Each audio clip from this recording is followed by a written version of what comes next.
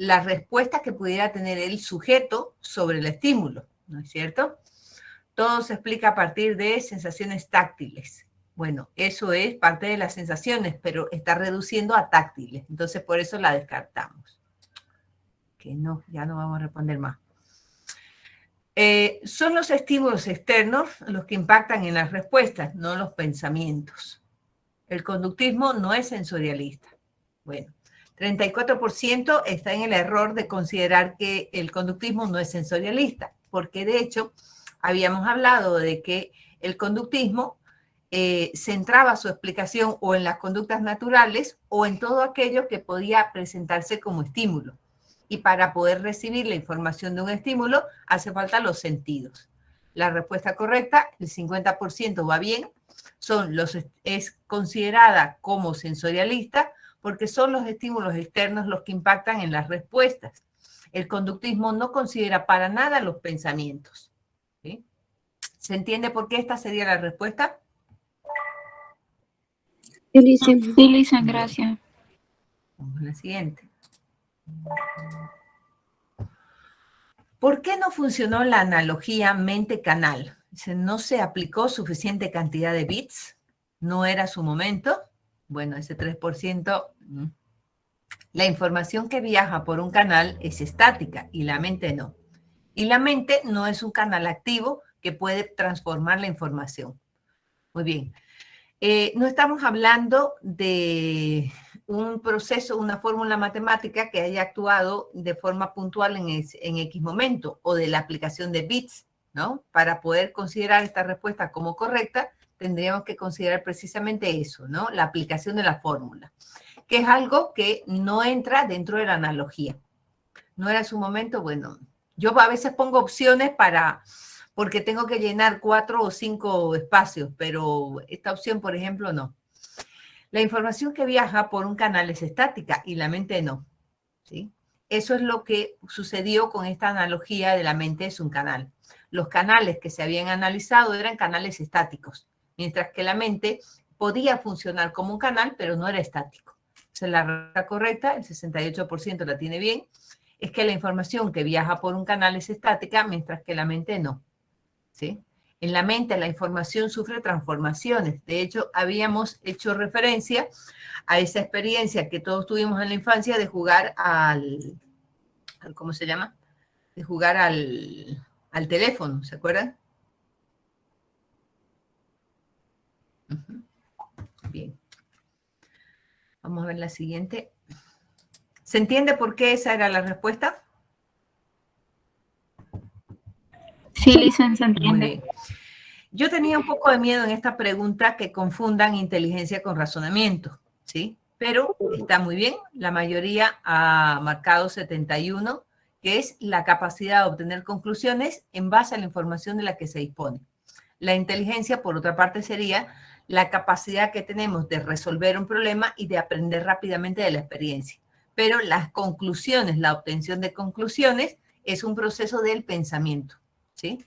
Y ocurre como una modificación. Más bien esa, ¿Perdón? Más bien esa era la pregunta más obvia. ¿Más sencilla? Perfecto. Quiere decir que lo están manejando bien. Un segundo.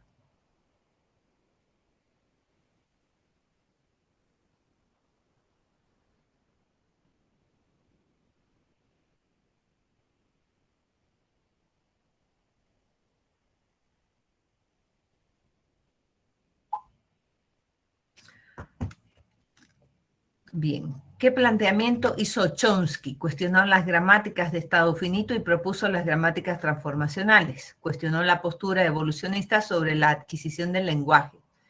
Se opuso a la inclusión de adjetivos como parte de la oración. Planteó un modelo diferencial entre las competencias y las habilidades lingüísticas. Bueno, vamos a ver qué respondieron. Muy bien. Cuestionó las gramáticas de estado finito y propuso las gramáticas transformacionales. Vamos a ver, nosotros hemos visto, de hecho, ejemplos en los que veíamos cómo en base a una sola estructura, cambiando los nombres, cambiando los verbos y cambiando los predicados, ¿sí? Se podían construir un montón de oraciones, ¿no? Ese era el ejemplo de la gramática transformacional. Cuestionó la postura evolucionista sobre la adquisición del lenguaje, ¿no? No, nunca planteó nada sobre la postura evolucionista, porque de hecho a quien cuestionó fue al conductismo. El conductismo sí hace una interpretación inadecuada del evolucionismo, pero no con respecto al lenguaje, ¿sí? El conductismo pensaba que el lenguaje era una cuestión de aprendizaje, ¿sí? Ojo con esta parte entonces, ya sabemos que aquí hay un punto flojo. ¿Entienden por qué esa es la respuesta, no? A ver. Sí, Lisa, se entiende. Por si acaso, para todos aquellos que respondieron esto, por ejemplo, que es 22%, tomen en cuenta que si ustedes no pueden evocar en su mente algún modelo que hable diferencial sobre competencias y habilidades lingüísticas, esa no sería la respuesta, ¿no? A ver, un examen de elección múltiple no se trata solamente de aplicar la respuesta por una cuestión de memoria. Se trata de ir razonando también cada una de las opciones por qué sí y por qué no. Si yo no tengo un registro de un modelo diferencial entre competencias y habilidades, entonces esta la tendría yo que ir descartando. Comprendo la confusión con la postura evolucionista sobre la adquisición del lenguaje, ¿no? Pero si es que uno lo empieza a revisar, dice, pero a ver, Chomsky, ¿qué dijo? ¿No? Entonces uno empieza a revisar el planteamiento de Chomsky y se van a dar cuenta que en realidad nunca dijo nada sobre la teoría evolucionista. ¿No? Bien. Para que aprendamos a manejar también las opciones, ¿sí? ¿En base a qué modelo se plantean los modelos atencionales? Yo creo que esta estaba regalada, vamos a ver. Modelo modal, fenómeno phi, efecto de resencia, procesamiento en paralelo distribuido, modelo gestáltico. ¿Qué respondieron? Modelo modal, muy bien. 41. ¿Por qué? Porque todos los modelos explicativos que veíamos, tomábamos como base el modelo sensorial, la memoria sensorial, la memoria a corto plazo y la memoria a largo plazo. Y todo lo que se da entre memoria sensorial y memoria a corto plazo era donde explicábamos esos modelos atencionales, ¿sí? El fenómeno phi es un fenómeno que explica el movimiento dentro de la percepción. El efecto de resencia es un efecto de memoria, ¿no? Que actúa sobre la memoria. Es decir, poder recordar los últimos elementos de algo. El procesamiento en paralelo distribuido es un modelo también de explicativo de la memoria, pero que no ha sido utilizado dentro de los modelos atencionales, ¿no? Si se acuerdan un poquito los gráficos también. Y el gestáltico no tiene nada que ver con la atención, por si acaso. Entonces, presten atención a esta parte. Que solamente haya caído el 41% y todos ustedes hayan explicado desde otra forma, ¿sí? Nos dice que esto lo tenemos que atender, ¿sí? Modelos atencionales, presten la atención a eso. ¿Y se puede volver a explicar el fenómeno pi? El fenómeno phi en realidad es el fenómeno que explica el movimiento. Es cuando dos objetos se presentan de una forma tan continua, ¿no? Rápida, que da la sensación de que se están moviendo, como los fotogramas de un video, ¿no? Los fotogramas en realidad son imágenes estáticas, pero que pasan a tal velocidad que uno tiene la sensación de que se están moviendo. ¿Has visto esos cositos esos dibujos animados, cómo se hacen? Primero está la posición aquí, y luego acá, y luego acá, y luego acá. Entonces pareciera que está haciendo esto, ¿no? Ese es el fenómeno phi. Gracias, Lice. De nada. Bien, ¿qué relación debe haber entre la psicología cognitiva y la psicofisiología? Una relación de codependencia. La psicología cognitiva depende de la fisiología y la fisiología de la psicología. No debe caer en el aislacionismo ni en el reduccionismo. Quiere decir que la psicología cognitiva no debe dejar esa parte cognitiva para dar una explicación totalmente fisiológica y viceversa, ¿no? Tampoco puede alejarse totalmente de la fisiología porque la fisiología le puede ayudar a explicar cosas. En pro del estudio del alma no es posible pensar en relacionarlas a ambas, ¿sí? No guardan relación básicamente. Y la cuarta dice, la psicología tarde o temprano desaparecerá y la psicofisiología lo explicará todo, ¿sí? Es decir, que la psicología cognitiva sería una ciencia de transición hacia la psicofisiología. Vamos a ver qué respondieron.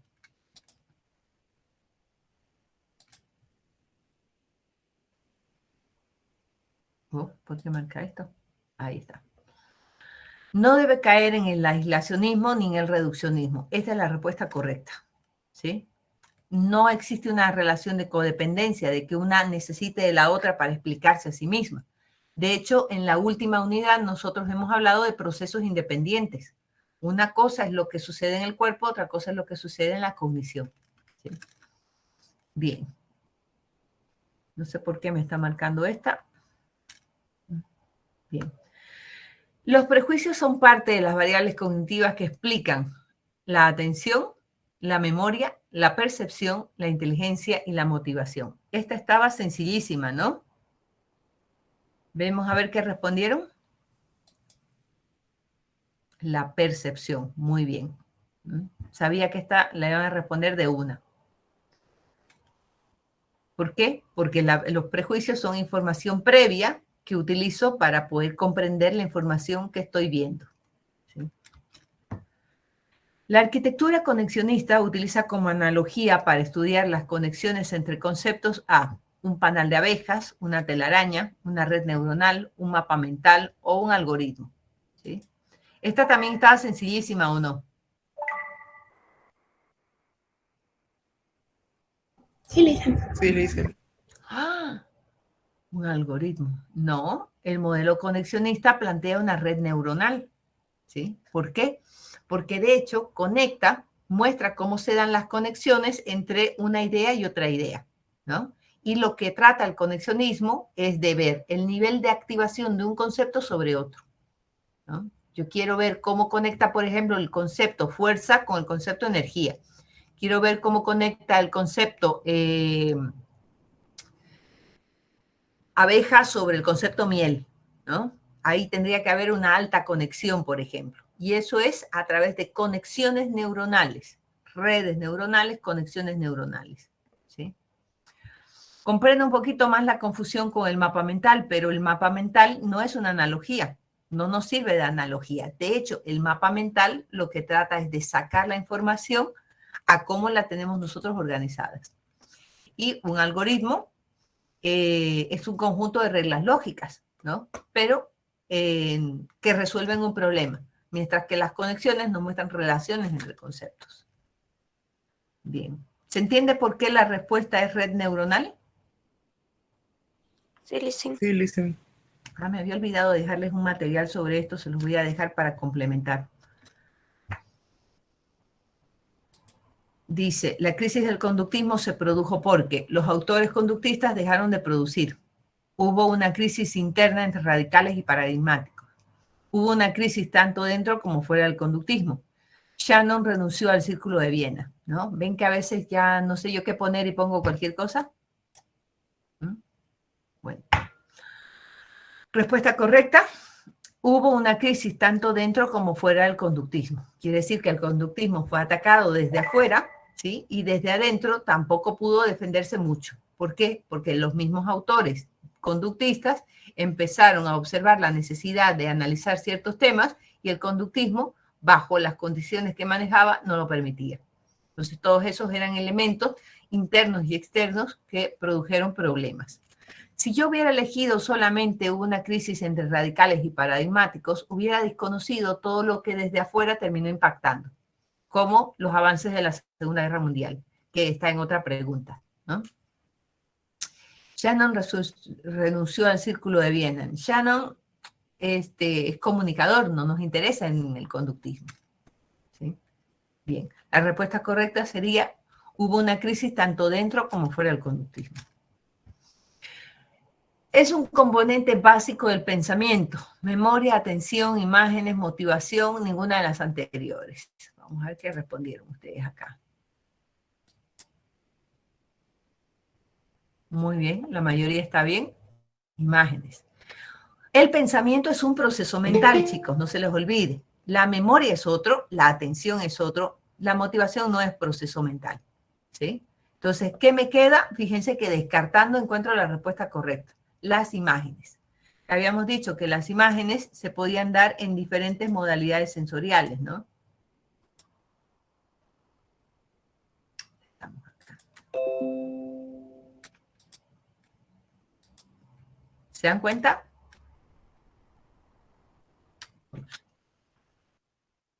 ¿Se dan cuenta por qué esta es la respuesta correcta? Sí, listen. ¿Sí? ¿Y cómo podían descartar también lo otro, no? 28, miren, más del 50% han cometido un error solamente por no considerar que este es un proceso independiente a los otros procesos. El modelo que plantea la existencia de un analizador que filtra la información por sus propiedades fue planteado por, aquí me equivoqué, perdón, Miller, Brockman, Atkinson y Schiffrin, Treisman y Deutsch and Deutsch. Yo sé, he notado que cuando toca autores, ustedes tardaban mucho más, ¿no? Espero que no hayan estado buscando en su cuaderno. Bueno, parece que no. El autor que plantea un analizador que filtra la información es Deutsch and Deutsch. Miller es un autor que habla sobre el número mágico de Miller, que es ese 7 más menos 2. O sea, es un autor sobre memoria. Brockman, no sé quién será Brockman, me inventé el apellido porque me faltaba un autor. Atkinson y Schiffrin son los autores que plantean el modelo modal. Treisman plantea más bien la atenuación, no plantea el filtro. ¿Y qué me queda? Deutsch and Deutsch. ¿Se dan cuenta lo importante que es no actuar solamente por memoria, sino ir descartando? ¿Chicos? Sí, Lisa. Bien. Yo estoy respondiendo a las preguntas o les estoy mostrando la lógica que pueden utilizar para responder, para que no se queden simplemente con la memoria tácita, así explícita. Esto tiene que estar. Sino que hay que también razonar. ¿Quién será Brockman? A ver qué plantea Brockman. No me suena de nada. Miller me suena del tema sobre la memoria. A ver, ¿será importante o no? Bien, y así pueden ir descartando. En la teoría triádica se plantea como un proceso la conformación. ¿En qué subteoría se encuentra? Contexto cultural e inteligencia, experiencia e inteligencia, actividad cognitiva e inteligencia. Estas son las 3 subteorías. Todas las anteriores o ninguna de las anteriores, ¿no? Porque ven que a veces no sé qué opciones poner, ¿no? Entonces, la respuesta correcta sería contexto cultural e inteligencia, ¿sí? El proceso de conformación es cuando la persona ya intentó adaptarse, pero no lo consiguió. Entonces, lo que trata es de conformar dentro de su entorno un ambiente donde pueda estar. Sí, no me he logrado adaptar a las condiciones que me ofrece el medio. Voy a intentar cambiarlo, ¿sí? Voy a intentar hacer un ajuste. Entonces, todo ese proceso de adaptación está en contexto cultural e inteligencia. Todas las anteriores, ninguna de las anteriores. Chicos, nos hace falta revisar un poco más el tema sobre memoria, perdón, sobre inteligencia, la teoría triádica. ¿Quién defendió la importancia de la conciencia en la evolución? Vygotsky. Vygotsky no habló sobre la evolución. William James, podría ser. Darwin fue el que planteó más bien la evolución, ¿no? Watson, Descartes. Bien. Aquí un poquito más complicado descartar ahora que lo estoy viendo. Muy bien. La respuesta correcta es William James, ¿no? Porque William James dijo más bien que la conciencia aportaba información sobre lo que era necesario para lograr la sobrevivencia, ¿no? La conciencia daba motivos para esa sobrevivencia y por lo tanto ayudaba a hacer el ajuste, ¿sí? Vygotsky, ¿cómo se les ocurrió Vygotsky a ustedes? Y miren que yo cuando lo puse dije, se van a dar cuenta de que Vygotsky no tiene nada que ver porque ni siquiera hemos hablado de Vygotsky, ¿no? O sea, lo habemos nombrado por ahí en algún ratito, pero nada, ¿no? Bien. Entonces tenemos que prestar atención también a este tema, ¿no? El tema de conciencia.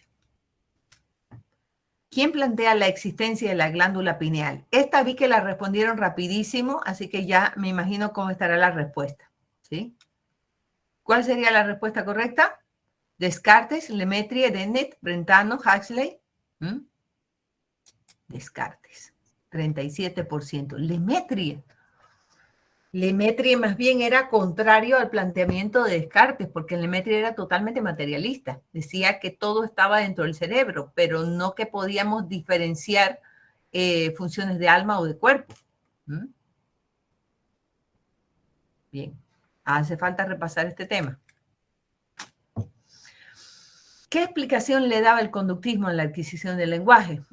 El lenguaje se produce por contagio. Esta la vamos a tener que descartar de entrada, ¿no?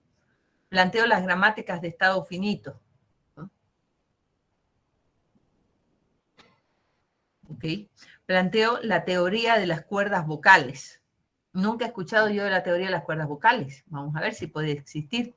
Planteo que el ser humano nació hablando. ¿Es verdad que nacimos hablando o no? No lo dicen, pero creo que eso pensaban ellos. No. El conductismo decía que uno había aprendido por condicionamiento, ¿no? Porque si yo escucho que mamá dice leche y yo repito leche, entonces al igual que un lorito me dan leche y yo lo vuelvo a decir, ¿no? Entonces está por uso de refuerzos. Entonces la respuesta correcta era que planteó las gramáticas de estado finito. De hecho, esa es la crítica que le hace, ¿cómo se llama? Chomsky al conductismo, porque el conductismo redujo las posibilidades comunicacionales, ¿sí? Y la que me inventé es todavía la que marcan, la de las cuerdas vocales. Chicos, esto no lo han leído ustedes, ¿no? Hay que revisar toda esta parte de Chomsky. Me causaron gracia, perdón. El modelo de borradores múltiples se utiliza para explicar la arquitectura conexionista, ¿no? A ver, las arquitecturas eran el tercer tema, ¿sí? Y, la conciencia era el tercer tema y las arquitecturas era el cuarto tema. De hecho, son temas diferentes. Entonces, la respuesta en esto, ¿qué podría ser? Si yo me acuerdo a qué se refería el modelo de borradores múltiples, tendré que recordar que se refería a cómo tenemos varias copias guardadas de nuestra experiencia. Pero estas copias a veces ni siquiera se conectan o ni siquiera tienen conciencia la una de la otra. Entonces, aquí, por ejemplo, lo menos que hay es conexionismo.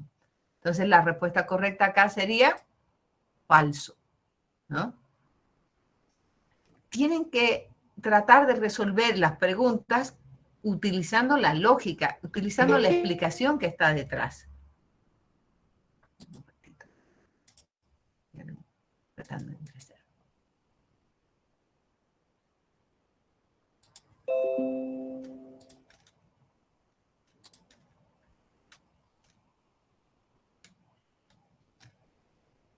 El modelo simbólico tiene, tiene su origen en la teoría estructuralista, ¿no? Cuando hablábamos del modelo simbólico, decíamos que hacía referencia a cómo funciona algo, ¿no? Cómo funciona una computadora, cómo funciona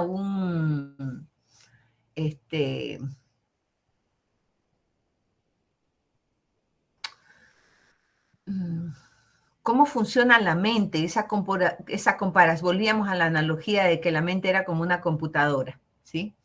Y decíamos, tiene su base en el funcionalismo. Entonces, la respuesta correcta en este caso es falso. Falso. Miren, menos mal que todavía no es el examen, hay que revisar también esa parte, ¿sí? Brentano habla de una propiedad que es exclusiva de la mente. ¿Qué propiedad es esa? La inmaterialidad, la intencionalidad, la inocuidad, la intangibilidad y ninguna de las anteriores, ¿sí? Yo creo que esta la tenemos más clara porque de hecho la anterior clase alguien me preguntó sobre la intencionalidad, ¿no? Muy bien, 54, perfecto. ¿Pasó? ¿Se salieron?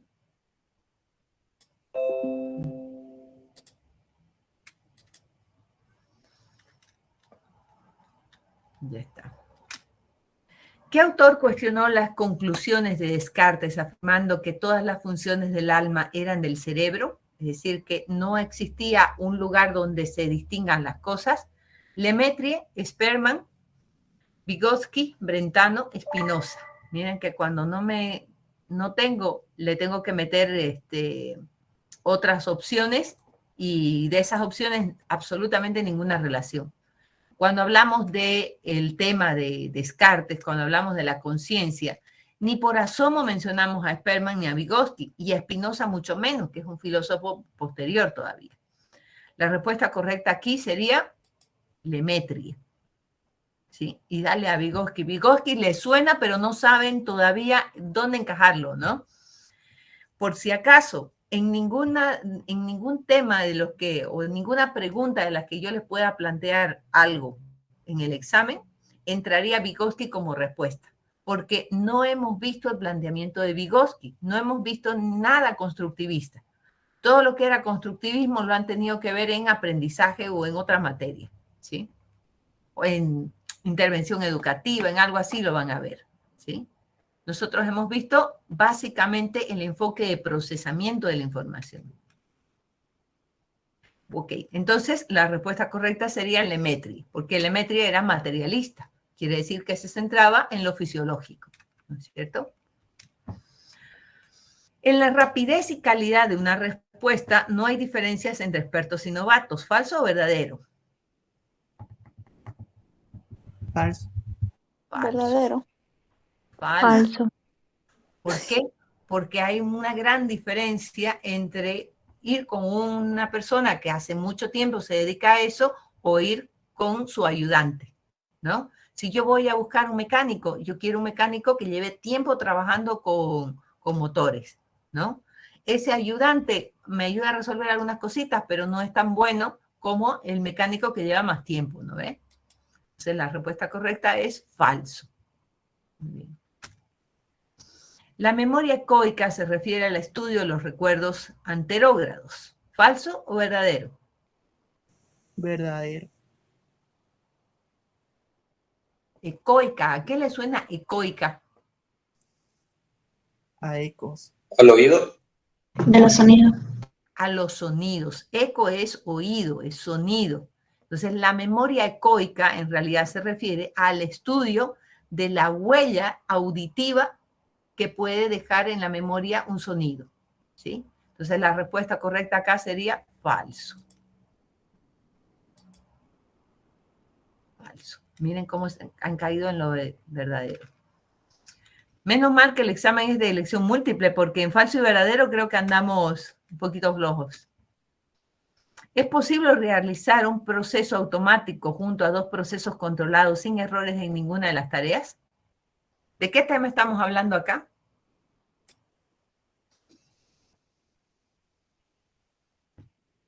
¿En qué tema hablamos de proceso automático y proceso controlado?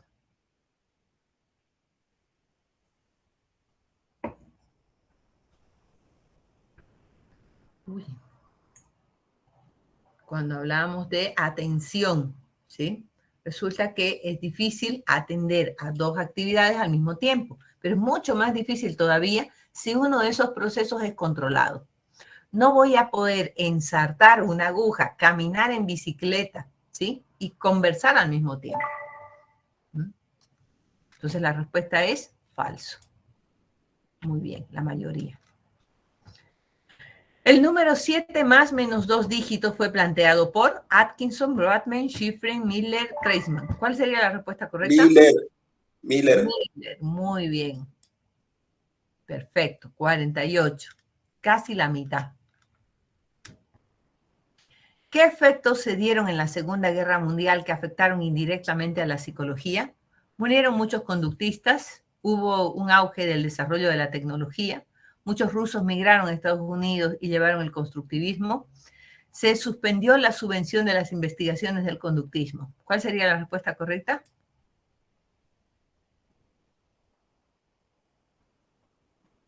Lo que ocurre en todas las guerras, ¿no? Hubo un auge del desarrollo de la tecnología. Nada más, nada como un problema como para impulsar la búsqueda de alternativas o de soluciones. Y ahí es donde se desarrolla la tecnología. ¿Sí? Entonces, hubo un auge del desarrollo de la tecnología. Habíamos hablado del proyectil de Wiener, habíamos hablado del reloj de cuarzo, etcétera. El desarrollo de las computadoras y de un montón de cosas, ¿no? La capacidad de poder ver en 3 dimensiones se explica a partir de la disposición de los conos y bastones, la diferencia entre procesos automáticos y controlados, el fenómeno phi, la visión estereoscópica o ninguna de las anteriores.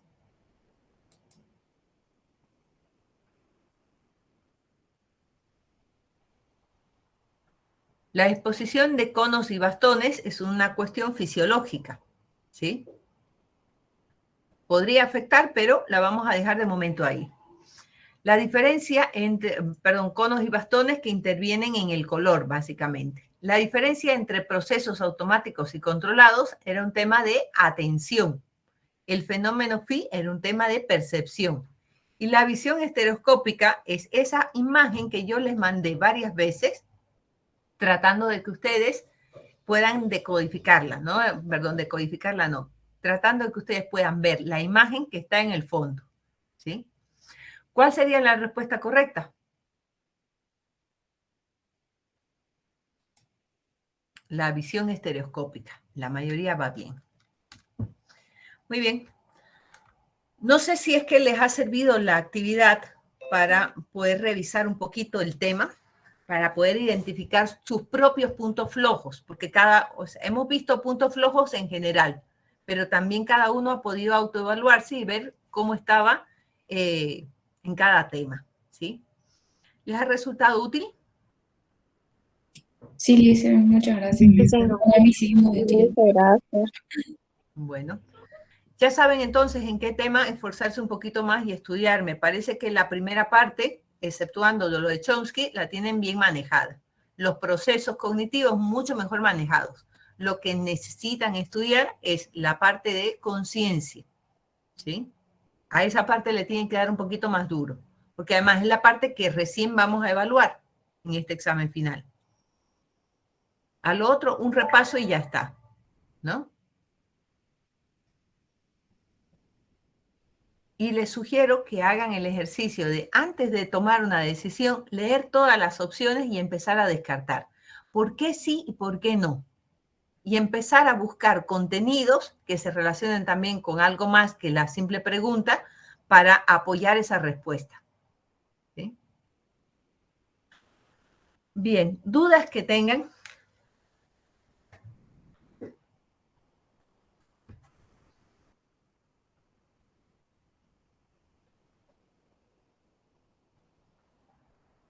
Lizan, yo tenía una duda. No me acuerdo muy bien de la pregunta, pero era sobre donde la respuesta correcta era la imagen.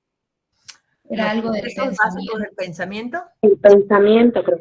Sí, el pensamiento. Eso Ya. no entendía por qué la imagen.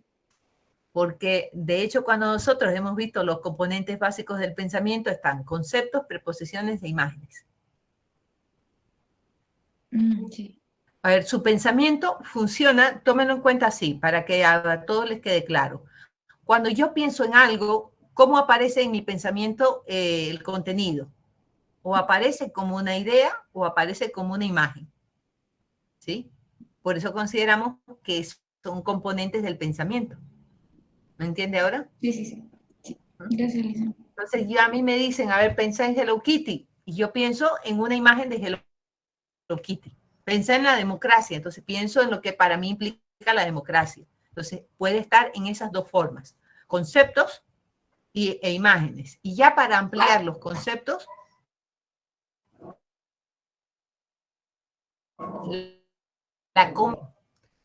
¿alguna duda más por ahí?